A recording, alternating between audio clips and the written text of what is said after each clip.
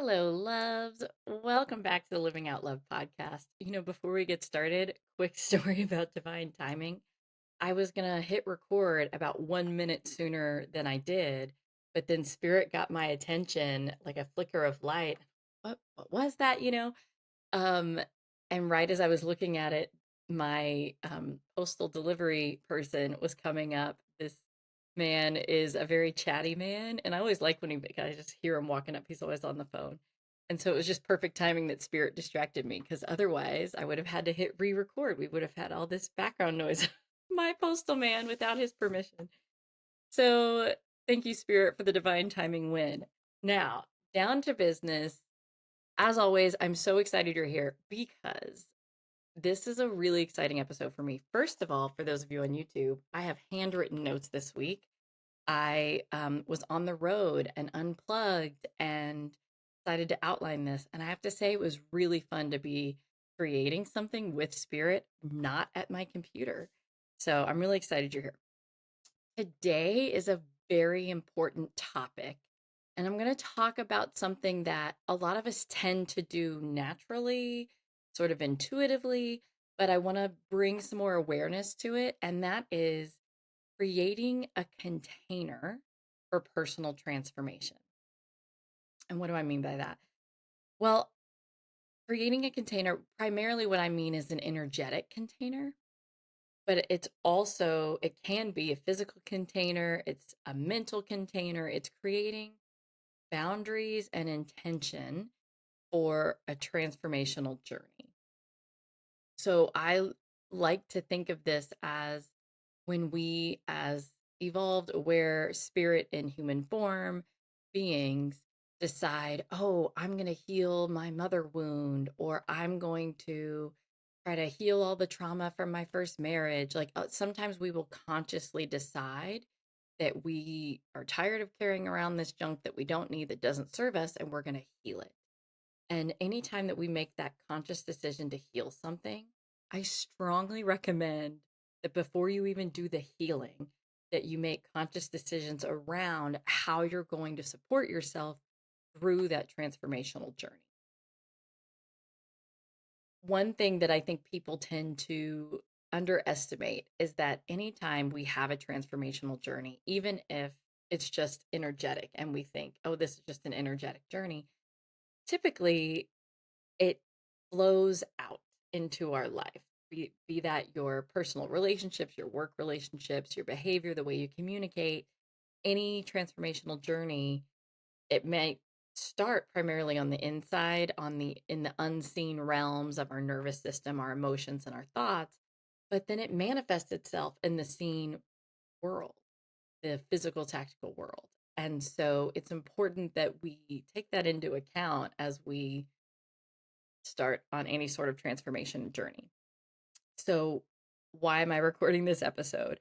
One thing I want to say about transformational journeys is often that we're very vulnerable in that state. Think about the butterfly that's in the cocoon. If someone were to bat down the cocoon, the butterfly and or caterpillar in that in between state can't really defend itself like it could if it was a caterpillar or a butterfly. When it's in the middle, it like doesn't have its legs yet or its wings or its whatever its anatomy is going to be. So in whatever realm that we are healing or transforming or growing, it's hard to be solid when you're in transformation. So that's one reason why I like the idea of like a container so that we don't open ourselves up too much to the world while we're in a vulnerable state. It's also for those of us that tend to project out, like our energy tends to sort of bleed out of our energetic bubble and out into the world. We don't want to project out things before we're ready to. So, especially if you're like healing those wounds and you're in process, if you don't have a solid container figured out for yourself, then you might be projecting those wounds as they're coming up and as you're identifying them. So the container is not only to protect you and to keep you safe and supported, it's also to prevent you from accidentally projecting out something that either is an old wound or it's just like an incomplete thought where you're like, maybe this is the next step for me, or but maybe it's that. It's like giving yourself the space to be in between things without putting that on others. So that's the number one reason. It's just so that we have safety.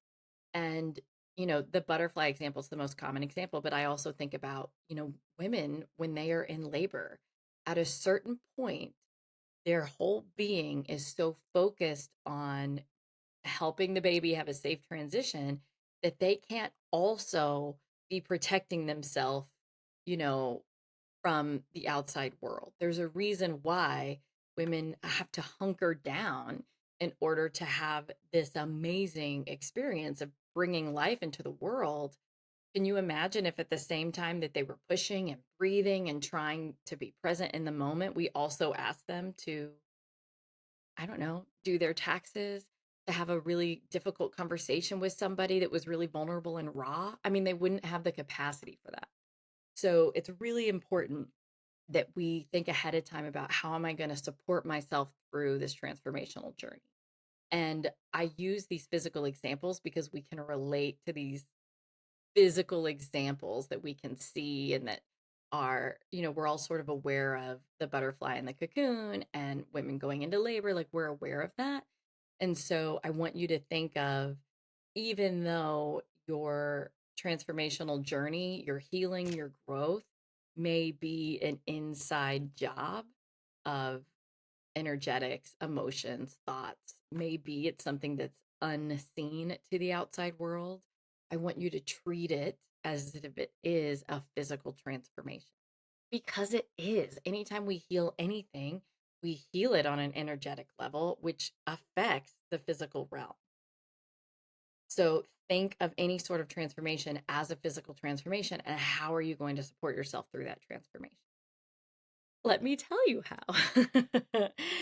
So, first thing I like to do is I like to decide who is my safe support within my container. Personally, I don't recommend having any sort of transformational process alone. If you are a person that likes to process alone, then I recommend that you do so knowing that you have support of some kind. So if you're going to intentionally try to heal something, then get a book on healing that has a process. Like have some sort of support. If it's not another person, then fine, but have some sort of support lined up so that if you're in the messy middle and you don't know which way is up anymore, you have a guide to help see you through. If you're like me, you may want to have an actual personality support. Personally, Capricorn moon, I love having a person of authority there to talk it out with me. So whether that's a coach or a counselor or a therapist or a minister, it's like I like having somebody that my brain can tell me has some understanding and some experience that they can hold space for me um, differently than just my friends, which my friends are also a part of my transformation container. Some of my family members are a part of my transformation container. But I decide that ahead of time with a lot of discernment. And here's what I mean by decide that ahead of time. When you are mid process and you are vulnerable, like I said earlier, that's not really the best time to be discussing the journey. And so I decide ahead of time, who am I going to share this with in the moment that I know that they can be supportive and not attached to the outcome, not wanting their own desires, their own thoughts for how I'm going to end up on the other side of this. And I limit myself. I limit myself usually to 5 people. There's about 5 people that I will involve in a process max. And everybody else, I'll see you on the other side of the container. It's not necessarily that we don't talk in between then. You go to work, you have your normal life.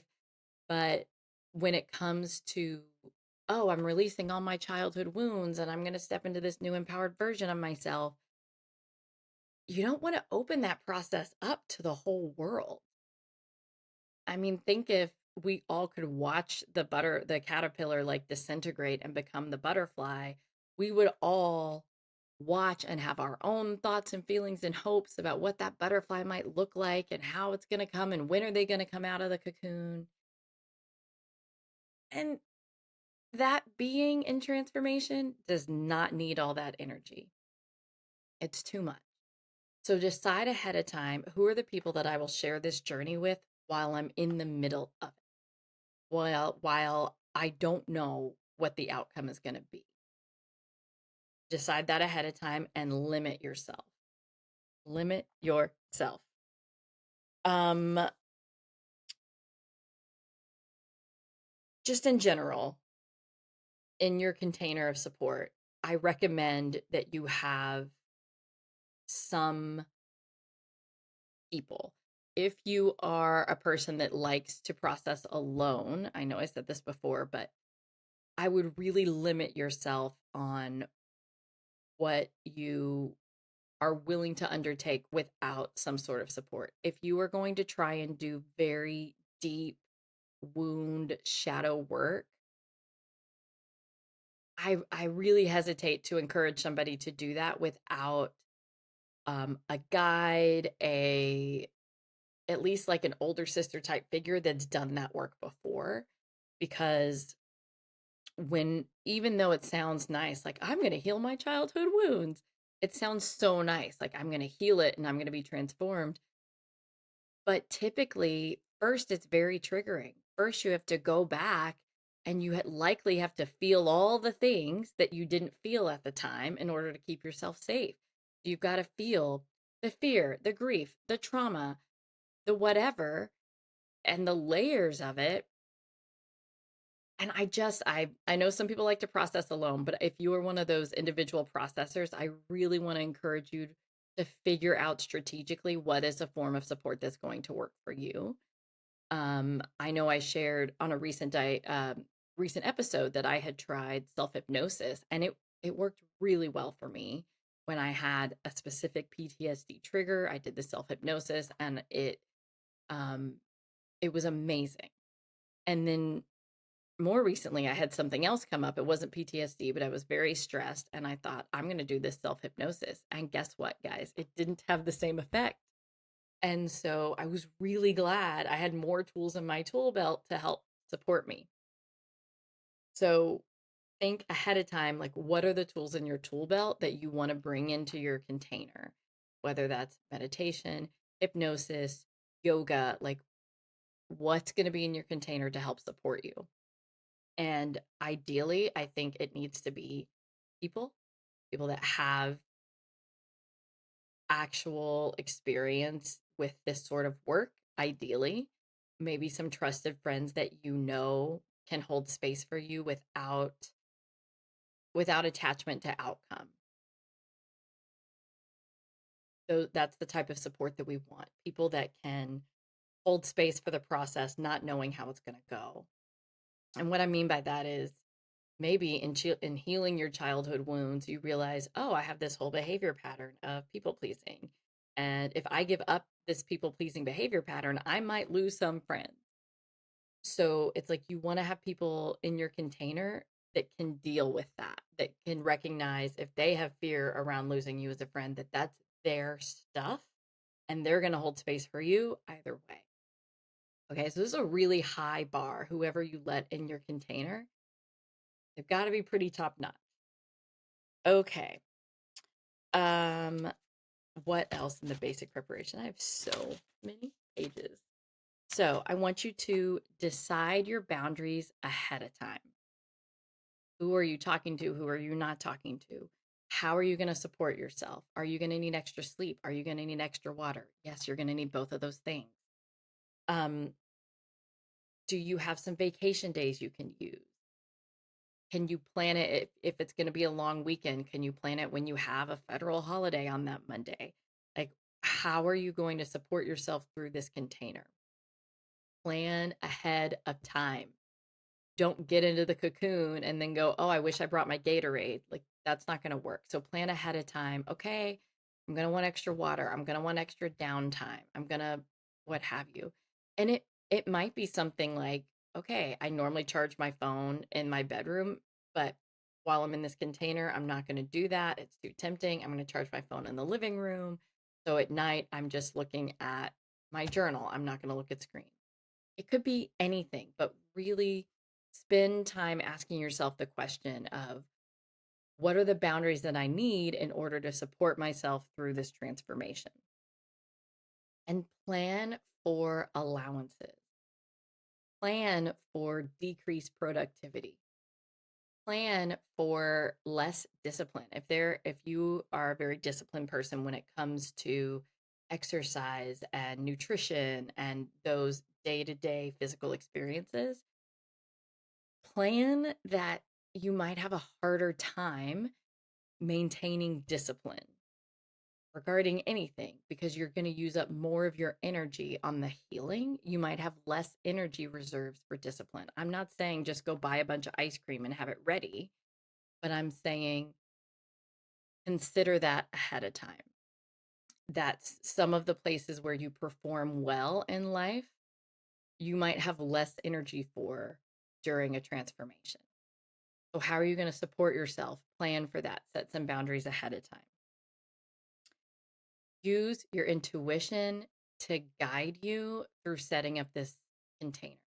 As you sit with this question of like, what do I need in order to support myself through this time? Maybe it's going to take me 3 months. Maybe it's going to take me 3 days. Maybe it's going to take me 6 months. But what do I need? Allow your intuition to tell you. Maybe your intuition says you should really buy a pendulum. This is going to be helpful. Maybe your intuition says take a break from social media. Maybe it says you need to adjust your bedtime. Like our intuition gives us stuff all the time. And especially when it comes to a transformation journey, a lot of times it's not going to make sense. We're not going to understand it. It might even be you're in a grocery store and you buy a different tea than you normally buy, not knowing that like the energetics of that tea, the vibration, the herbal medicine, whatever it is, could be really supportive. Like we might not understand it, but trust your intuition to guide you when it comes to planning for any sort of transformational journey. I also like to think very intentionally about transformation. If I know there's a big thing, there's some childhood trauma, there's some maybe you had cancer and you're in remission, but you just want to heal the energetics in your body. Like if you've had a really, quote, big imprint in your physical body, in your life, in your psyche, plan ahead of time. Don't decide, okay, I'm going to heal it and then dive right into the healing, which is what I love to do. But take a minute and then think, okay, do I want to heal this with a counselor? Do I want to go to a retreat? Do I want to plan a retreat a few months from now and then have counselors ready to go after that? Like kind of get in touch with your body and your intuition to help guide you through what's going to be the most loving and supportive process for me in this healing or in this growth. And we touched on this earlier, but it in terms of who all do you want in your container. But it's like, okay, do I want one-to-one support? Do I want to do a group healing? Do I want to join Al-Anon? Do I want to do the workshop retreat? Do I want to read this book? Maybe I'm going to read this book about worthiness and I'm going to do all the exercises and this is what I'm going to do. So even if what you're doing is you're like, I'm going to follow this self-help book, well, consider that as a process that needs a transformational container. Consider that you're going to need more rest. You're going to need more water. You're going to need more time to journal. You might want to take a mental rest day from work every once in a while. These are really important considerations. It is important to honor the work of transformation, which is why we need these containers. I also want to propose to you that this might be a good time to try some new modalities. So if you've never done breath work, if you've never done yoga, if you've never done somatics, if you've never worked with oracle cards, like this might be a time to be open to new ways of connecting and shifting energy, whether that's connecting with spirit, connecting with your body, connecting with the earth, shifting energy in your body and your nervous system, shifting the energy around you. consider that this is an ideal time to kind of grow your tool belt a little bit, which doesn't mean you're always going to know how to support yourself. Like there may be a day where you're like, oh, I'm going to pull oracle cards today, or I'm going to journal. And it just doesn't bring you the amount of satisfaction or fulfillment or clarity that it normally does.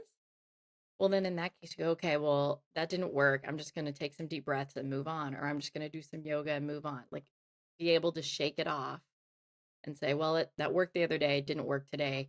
Oh, well, we'll see what happens tomorrow. That's the other thing. Just this isn't so much about the container, it's just more about transformation in general. Having a little bit of that, oh, well, or of course, this isn't going to plan type of attitude will serve you. It's when we get our expectations up, oh, hypnosis is my new thing. And then when it didn't work, if I had had the expectation, this is always going to work for me, that would have been really devastating. So just be prepared to have the unexpected and to be able to roll with the punches. Because anytime you take on this intentional transformation, stuff is going to come up that you cannot anticipate. And blessings and miracles are going to happen that you cannot anticipate. It's not all bad, scary stuff, but just preparing yourself that I'm going to roll with the punches, that I can't anticipate everything in this process, even though I wish I could. Okay, now I want to get into some really nitty gritty stuff. Earlier, I mentioned that we think about personal transformation as like it's this inside job, but that it actually has outer effects. As a person that has a background in emotional intelligence and communication and relationships, one of the things I think that we don't plan well for is how we're going to communicate with our loved ones, with even just people in line at Starbucks. If we are feeling triggered and vulnerable, we need to plan ahead of time for how we're going to communicate during this time in a way that is clear and that is supportive of us and of others. So here's an example. Be clear about what is an invitation versus a request. A lot of times people will say, do you want to join me on this retreat? That's vague. Do you want to join me on this retreat? I think it would be really helpful to do this together. I'm hoping that you will come with me. I think I will have a better outcome, and I think you will have a lovely outcome if we go together. That's more of a request. I'm hoping that you will come with me as requesting. I would like for you to come with me.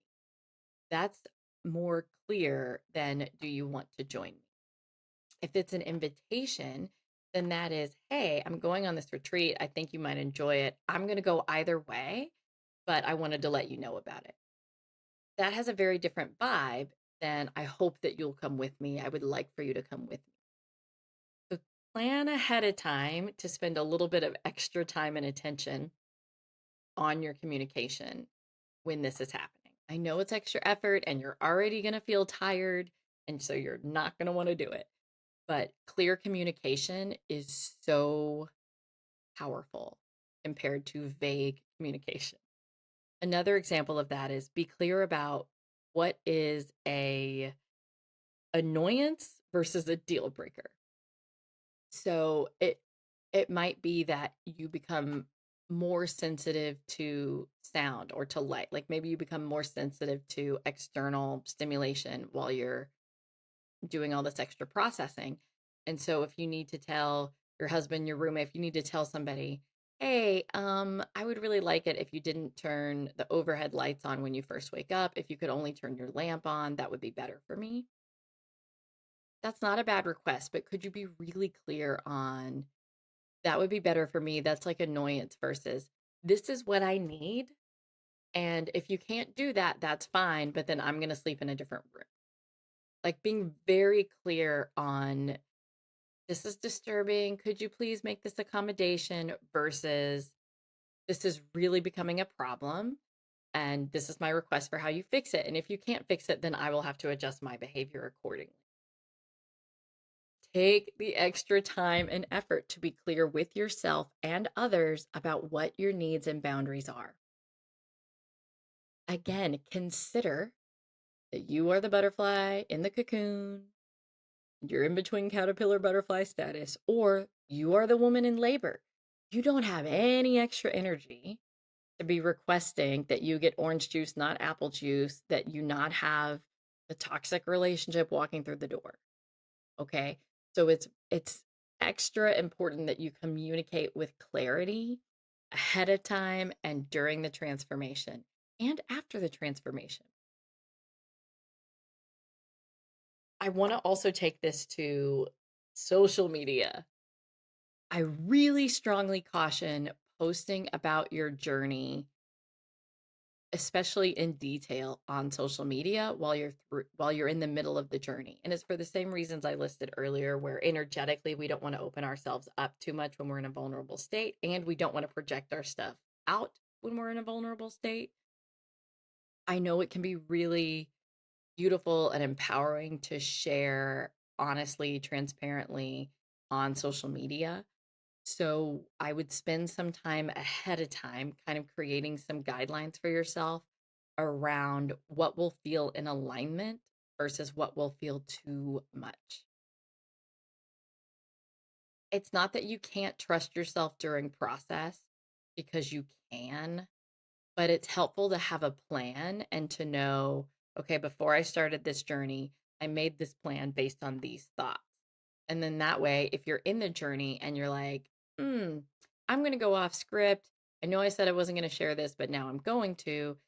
You're doing it with greater awareness and greater intentionality. And you're saying, well, my thought at the time was thus and so. Now my thinking is thus and so, and I feel safe to do this. I feel like my energetic container is not going to be harmed. I'm practiced at setting energetic boundaries. So even if people have their own thoughts and attachments, I know I can handle it. I've supported myself. Fine. If you're going to go off script, that's fine. But having made some decisions ahead of time and understanding your reasoning ahead of time is going to help prevent you from doing something that you'll regret later. And again, we are energetic beings, and energetic boundaries are very different from physical boundaries. Just because we don't see everybody that sees what we post on social media doesn't mean that there's not an energetic exchange there.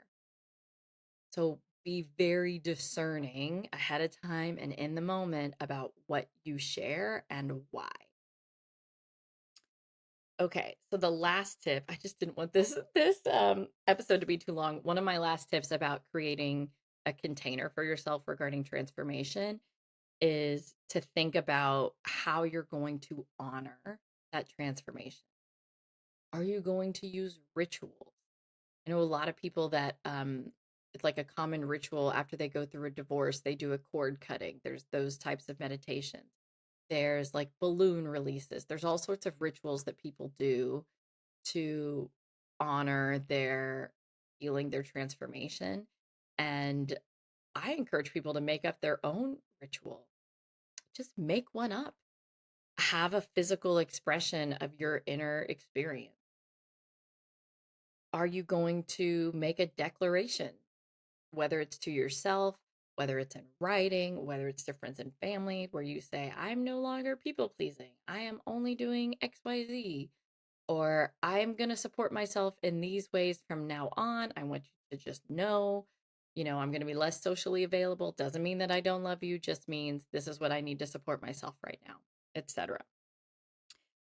Are you going to plan to change your appearance? Maybe you dress differently. Maybe you get your hair done. Maybe you change your physical space. Maybe you get a new bedspread cover. Maybe you get a new candle. Maybe you get an altar where you haven't had an altar before. How are you going to honor your transformation? And this follow-up question to that is, how are you going to have an external representation of your internal transformation? You don't have to have an external representation, but I think it's a question to sit with of, would that add value? And typically I believe it does add value. In general, these are just some general thoughts when I'm talking about creating a container for your personal transformation. You want to think about it at a cognitive level, at a brain thought level. At a physical level, what's your body going through? You need more water, you need more rest. At a heart level, what do your emotions need? And at a soul level, when you're thinking about who am I going to invite? How am I going to prepare for myself? How am I going to support myself? You want to consider all of those things. My mind is going to be taxed. My body might be tired. It might be reinvigorated. My emotions might be extra vulnerable, extra loud. Maybe they're going to want to repress themselves. But my soul is going to feel so in alignment, or my soul is going to feel like I'm finally giving it that drink of water. It's been so thirsty. Like, consider what are each of those elements of yourself likely to go through. You won't know until you're in it, but what are each of those elements likely to go through, and how are you going to support yourself on each of those layers? Mind, body, soul, heart. A few more things for thought. Prayer, meditation, whatever your practices are regarding those, be ready to change up those practices. I like to just consider whether or not you're going to have Eastern medicine, Western medicine. Maybe you want acupuncture. Maybe you need uh, some sort of chemical support, some sort of Western medicine, antidepressant, whatever it is. Um, I'm not suggesting that you do or don't do any of those things, but I'm suggesting that you be open to having support. Be open. You don't have to make a rush decision. This is why you have other people in the container to hold space for you. This is why you only invite people in that have some expertise in these areas. But be open to the different ways of supporting yourself. One other extra thing that I will say is, typically when we're in the middle of transformation, it can be a good time to focus on realignment, to just always have that, like, with what's most in alignment. You're going to heal some stuff. Your energy's going to go different ways. Your thoughts and your mind's going to go different ways. And then when it comes time to create new thoughts, to create new neural patterns, you get to decide what those are. And so then choosing what's going to be most in alignment with my new self. A good way to do that is to have a positive practice, whether that's a gratitude practice, which would be like a retrospective positive practice. You're giving gratitude for something that's already been, or whether that's a vision board practice. Well, like, here's what I want. I'm going to create this positive vision for my future so that when I'm clear on that vision, I have an easier time getting into alignment with what's going to get me towards that vision. So, having some sort of positivity practice is a good idea for while you're in this container. No pressure on that. I'm not saying every day you should do a gratitude journal. There should be no pressure on your processes while you are in a transformation of some sort, while you're in a personal journey, because you don't know what you're going to have energy for. And you need to listen to yourself first and foremost, rather than just doing what you've prescribed for yourself. However, having some things in place, having many tools in your tool belt, highly recommended. Okay, I gave you a lot of information. I rushed through it because I knew this could be a very long episode and I didn't want to take up too much of your time. So, if you would like a PDF guide with all the tips and tricks and reminders of how to support yourself through a personal transformation, I have one ready for you. It's free. Go to amyhageman.love/transformation container. The link is in the show notes, and you will have a free PDF guide on my tips and reminders for how to support yourself through a personal transformation journey. In general, loves, we never go it alone. We've got ancestors and angels and spirit guides. We've got so much support that we don't see. So you're never alone. But I invite you to really welcome in any sort of loving support that's available to you when you're in the midst of transformation. Again, it's beautiful. I think about when I was in labor with my babies and how different all of those births were, and how beautiful it was, and how grueling and exhausting and vulnerable it was at the same time. So allow yourself space for both of those experiences. It's grueling, it's scary, it's unknown, it's exhausting to go through stuff. whether you're healing money beliefs or trauma or whatnot. But also, it's beautiful and there's miracles and there's insight and there's gratitude. Create a container that can hold both of those experiences. Much love to you all, loves. Bye.